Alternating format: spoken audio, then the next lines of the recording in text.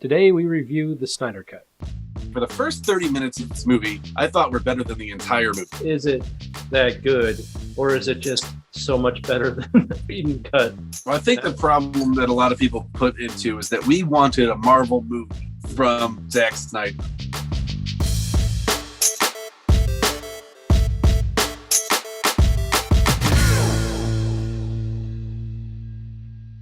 Hey, what's going on, YouTube? My name is Rob. And I'm Brian. All right, and we are basically film nerds. We're going to talk about pop culture stuff on this channel. If this is your first time here, please consider dropping a like and subscribe down so you can get more content.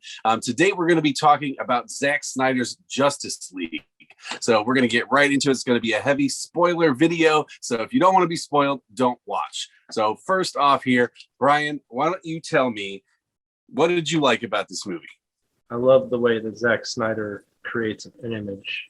You and I were talking about it earlier. You mentioned that like every time you pause a frame, it's like a beautiful image, or it's like a graphic novel. That's probably always been my favorite thing about a Zack Snyder film. It's always been he just creates amazing images.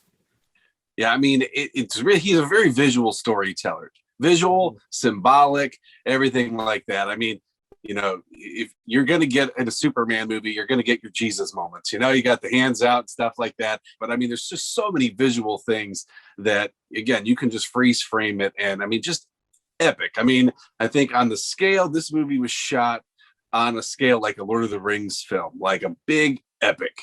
It wasn't like your Marvel movies and stuff like that, you know? So, I mean, that is definitely, I agree with that. Every Zack Snyder film I've seen has been like that. Even the ones that, you know, maybe didn't hit all the marks, like Sucker Punch is a movie. It doesn't really make a whole lot of sense, but man, it is visually cool to look at. You know, you have not seen Watchmen. I don't know how you and I have had so many conversations over the years and you've never seen that movie, but you need to go back and do it. And if anybody's watching this video, if you guys want to see us talk about Watchmen, comment down below and maybe we'll do that in a future video.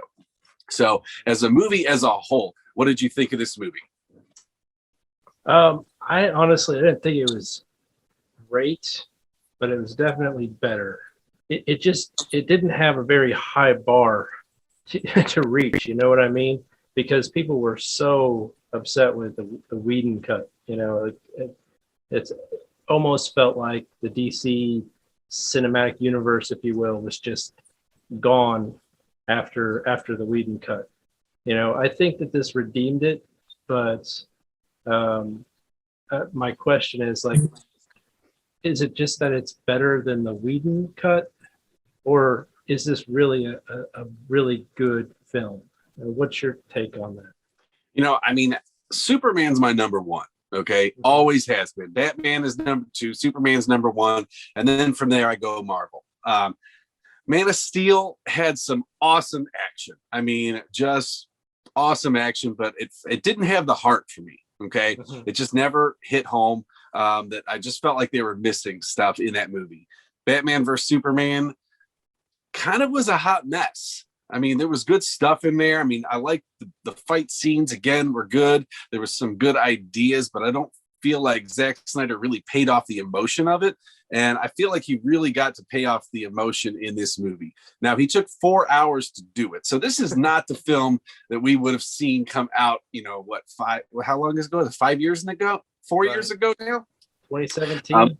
Yeah, this is not the same film we would have seen. I mean, clearly Warner Brothers would not have let him release a 4-hour cut, but he wanted to show everything he had, and he laid it all out on the table. And I mean, you felt for every single one of those characters. Probably least of all, I would say, was Aquaman. But Superman, I felt more for Superman in those few scenes than I did through the first two movies. You never really got to know who Clark Kent was in the first movie. You know, you had to rely on your past knowledge. So how did Snyder redeem that in this film? You got a hopeful Bruce Wayne. I mean, I thought Ben Affleck did a good job. His Batman, for me, is a little bit lacking.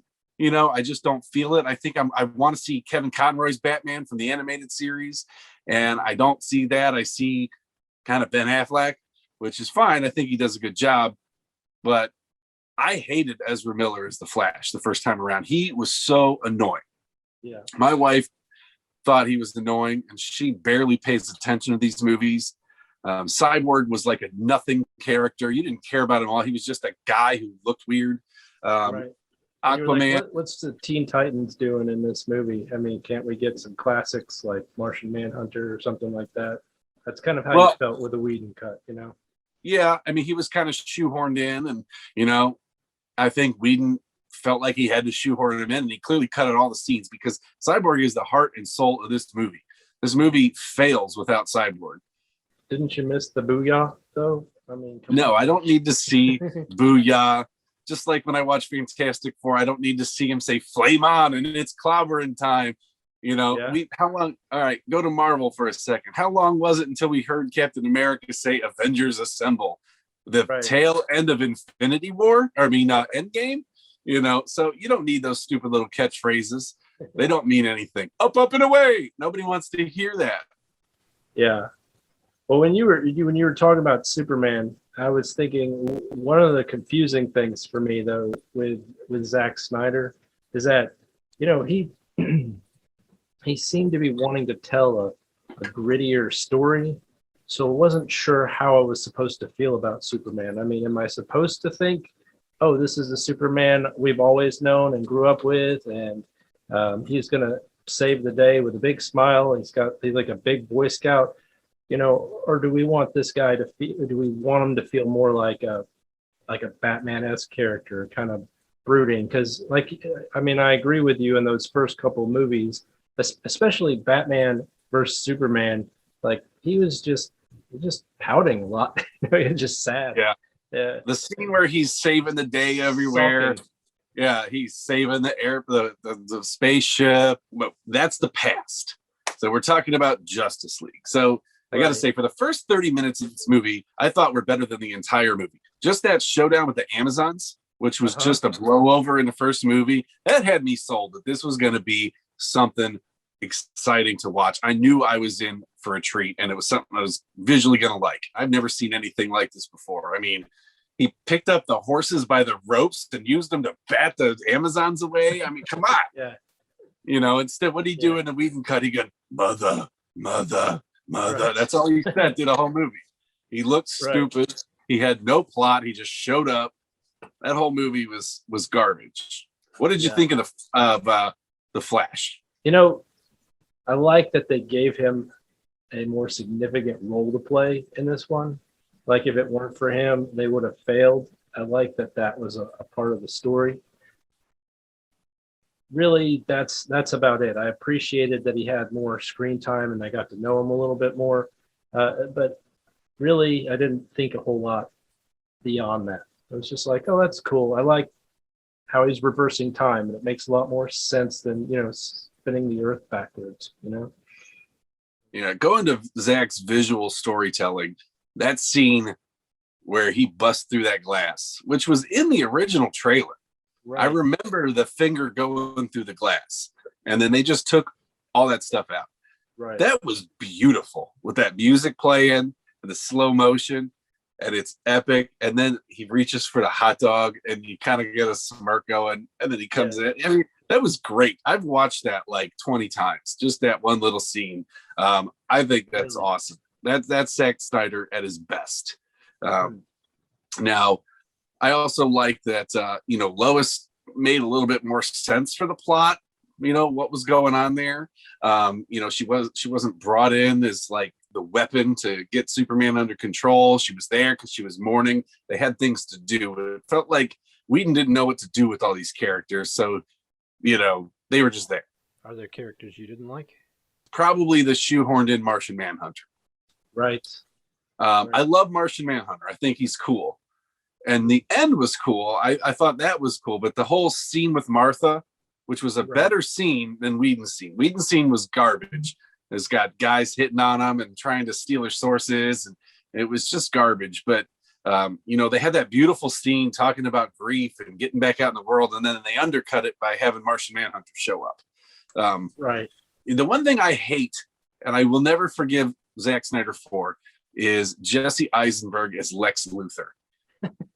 And I know it was a post-credits scene, I know it was a post-credit scene. It's at the end of the movie, but he was just so miscast in that role. I don't like anything about his performance.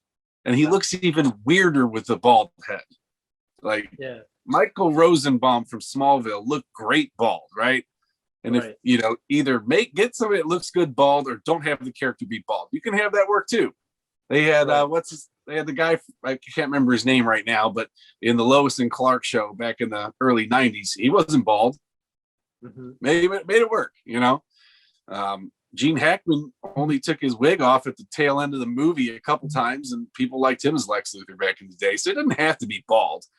But Jesse Eisenberg was just cringeworthy all around. I think he had 2 or 3 moments in Batman vs Superman. I was like, okay, I see where they're going, but I never liked him, so I don't want to see any more of him. How'd you feel about the energy? You can't say that any of these Zack Snyder movies are boring. That's one thing you can't say. You might not like them. They might not be your cup of tea, but they are certainly not boring. For 4 hours, you were not bored. There was always something going on. Well, this definitely was the best of the trilogy. Oh, for sure. My wife fell asleep in Man of Steel, and she'll still complain to this day. She's like, "Oh, so she thought that was boring." It just took a long time to get him through Smallville, and get him actually fighting the other Kryptonians. It was full of action right at the end, though, is my take on it. And I know we're jumping back to a movie. I have stopped doing that. Come back to this one. But comparatively, this movie was a whole lot more engaging. I was planning on watching it in segments, and like the next part would come up, and I'm like, oh, it's already here? I'll keep watching. It was. I think that helped. I think that helped the flow, because it was like, all right, we're telling a story. It was kind of like binge watching a show. You can sit and watch 6 hours of TV and not even think about it, but then a 4-hour movie seems so intimidating. But it was 6 stories, it took you on this ride. All right, we're going to follow these characters. We're going to set this up. Now that episode ends, we're going to go back. We're going to do this, slow burn. Wonder Woman, I thought, was much better in this. I don't really think she had a whole lot to do in the first one. The first original cut of Justice League. So she was good. That scene, I don't know why they felt the need to have her blow up the bad guys in front of all those kids, but it looked cool. It did look cool. Yeah. And Wonder Woman is an Amazon. She's a warrior. She's not gonna be shy from killing people. I don't like my Superman and my Batman killing people, but I don't mind Wonder Woman killing people. She's got a sword. She's a warrior. It's like when they had the Ninja Turtles in the cartoons and stuff, never actually used their weapons to fight anybody. They just kick people. That's what they do. They're ninjas. Right. She's an Amazon that never uses that sword. It's unrealistic. But she probably didn't need to blow the guy up, especially when she went through all that effort to defuse the bomb, she threw the bomb up in that gorgeous shot of her flying up. Yeah. And then she falls back down. She's like, all right, I saved the day. Bam. Right. You got to go. Yeah. Yeah. And even like that weird stuff going on where she's blocking that automatic rifle, like even that, it all looked cool. But have you seen the Screen Junkies Honest trailer about that? Yes. Because like while like her enemies' brains are like sliding down the wall, she's giving a pep talk. Tell the girl it could be whatever you want. And you got to say the pitch meeting is better. Did you see Ryan George's pitch meeting? Yes, I think I did. Every time he talks about Wonder Woman, he plays that music. Yes. He's like, and Wonder Woman. Yeah, which unfortunately, like I watched that before I watched the film, so like it stood out to me every time, and now I ruin it for everybody just to be spiteful, But you know what? What do you remember? All right, so let's talk about comparative. What do you remember about Joss Whedon's Justice League? Like, what stands out? Superman's upper lip is a big one. Sure, but story-wise, do you get great visuals? Do you think of great visuals with that movie? I remember watching it like right after watching Thor Ragnarok, and the best I could say about it at the time was this is like watching a Justice League cartoon. Like it didn't impress me beyond like a kid show. Don't knock the Justice League cartoon. There was some deep stuff in that cartoon, okay? what I get out of the Joss Whedon, to be fair to Joss Whedon, is I get a glimpse of the Superman that I like, that I personally want to see. He's hopeful. He's wearing his regular colors, and he's smiling and joking. You know, like that Boy Scout I was talking about, that I'm not sure Zack Snyder wants us to see. I think he wants us to move past that and go to a more mature kind of character.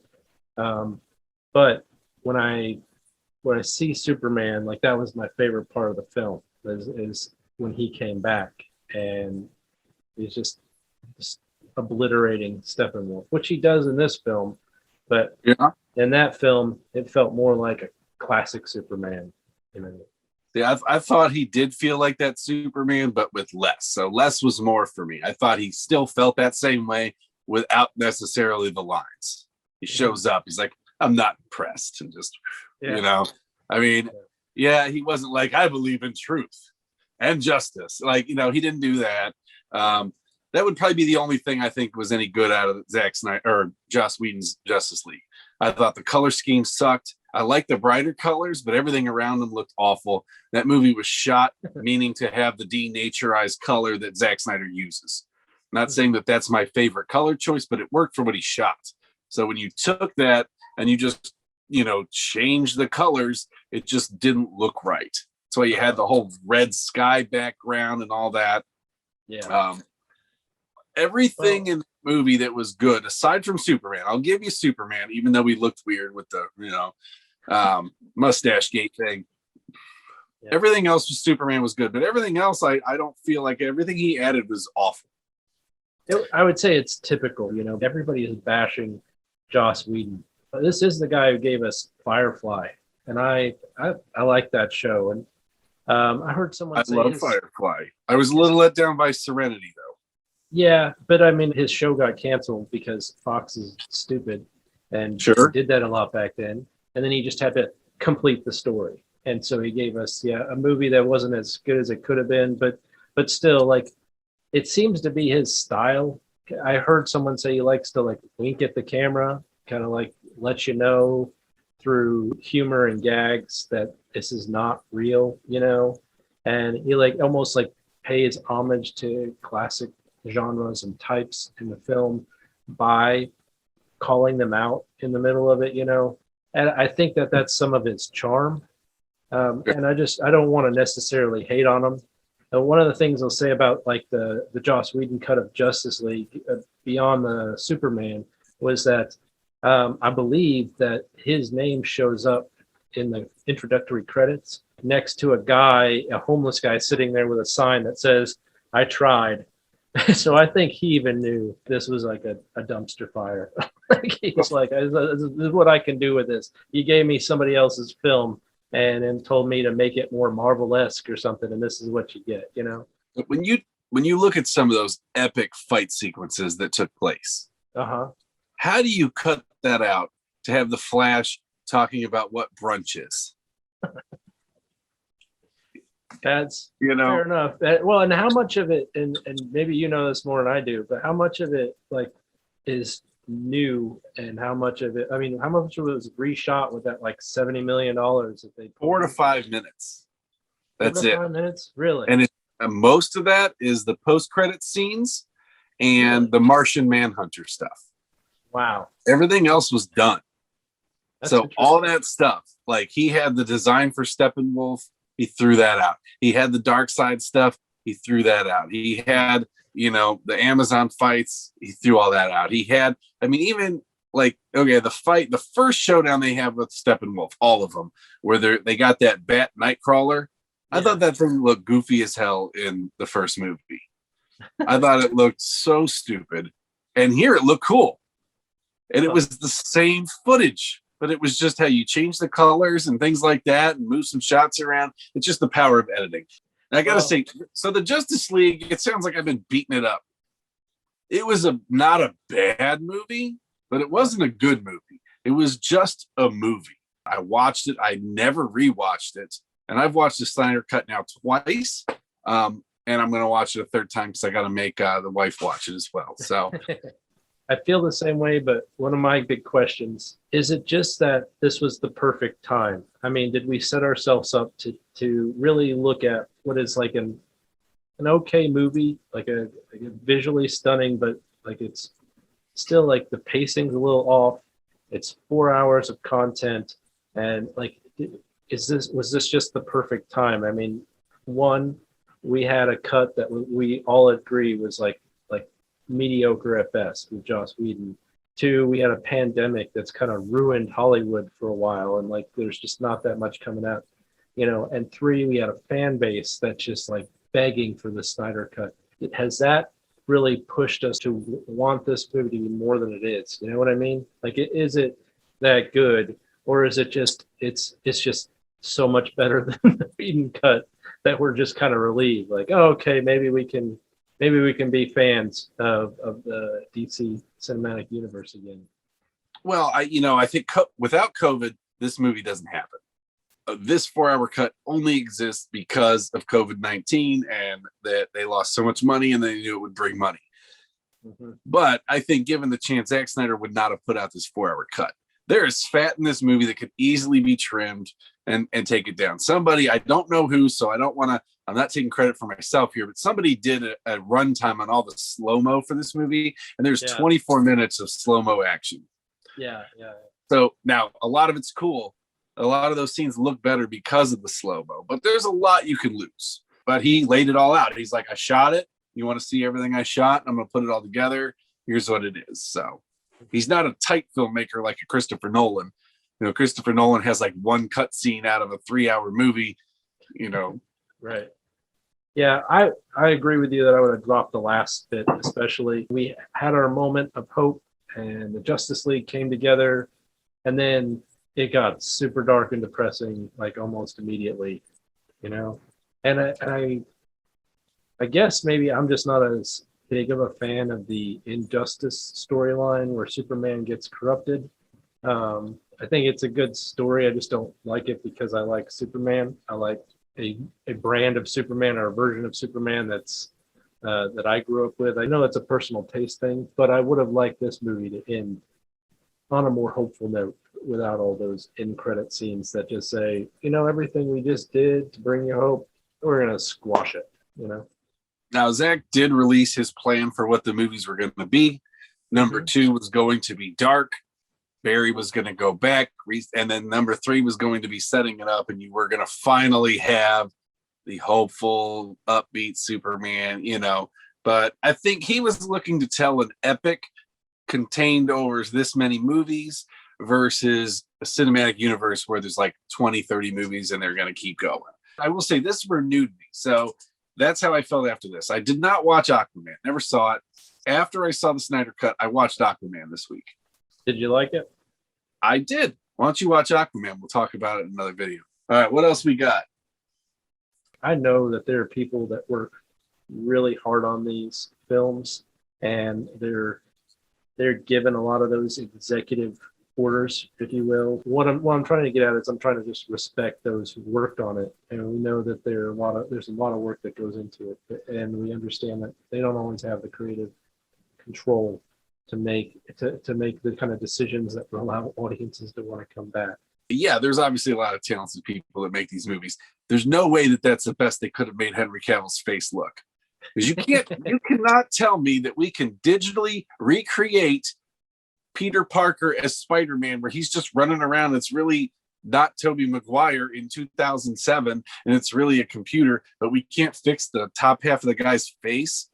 Well, I mean, people and faces are still so hard. When we saw Thanos come out and like his pores are stretching and he looks photorealistic for like an alien purple guy, you think, well, couldn't we have done better with Superman? But there's just something there where we're just not. It wasn't even the same shape.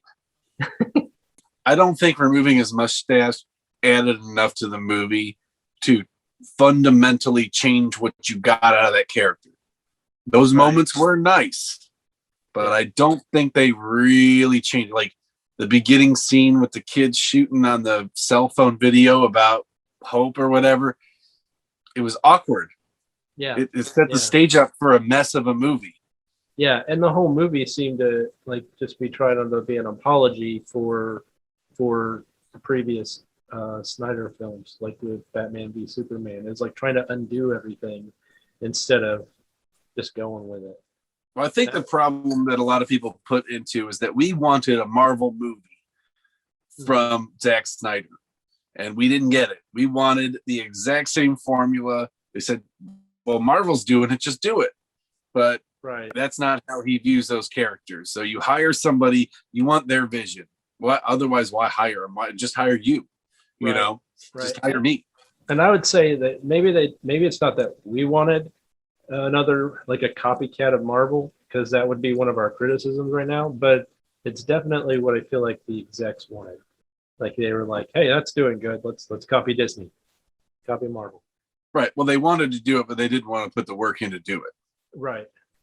Well, man, this is fun. So Yeah, we man. have to do it again. So Yeah, let's do it again. What's up? What's up next? So we're gonna do Aquaman.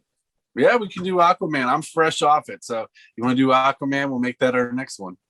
Sounds good. I'll have to watch it. All right, guys. Thanks for checking out this channel. Again, my name's Rob. I'm Brian. All right. Please remember, hit that like button, subscribe down below if you guys want to see more fun content like that. We're going to be uploading videos hopefully on a regular basis, hopefully weekly, and then maybe we'll see if we can get up a little bit more from there. Leave us any comments down below, and we'll catch you guys next time.